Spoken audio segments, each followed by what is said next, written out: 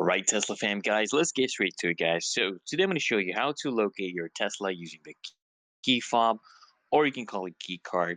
Doesn't really matter. But first things first, okay, guys, make sure you have your Tesla key fob or key card. And if you're not sure what it looks like, it is basically, guys, it looks like a sleek, credit card size device that you can easily slip into your pocket.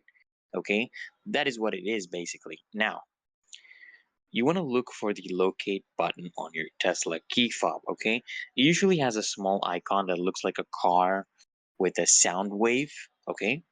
So give it a quick press, and then once you press the locate button, guys, okay, once you press this button, your Tesla will respond by actually flashing its lights and sounding the horn. This is a great way to find your Tesla in a crowded parking lot. And all you want to do, guys, is basically follow the sounds and lights, okay? Head in the direction of the flashing lights and the honking sound. Keep an eye out as your Tesla will continue to beep and blink until you reach it, guys. And once you have actually located your car, guys, so this is what it looks like.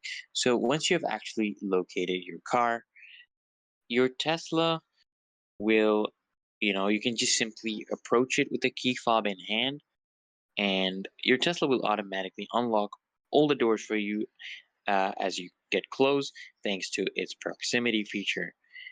And guys, I'm going to give you a bonus tip, okay? If you ever needed to access the features on your key fob, remember that you can also control other functions like, opening the trunk or front key. So don't hesitate to explore these options. You can try out different things using the Tesla key fob. And that's it, guys. Now you have basically learned how to locate your Tesla using the key fob. For more ways to upgrade your ride even further, guys, check that link in the description. Until next time, guys, make sure you subscribe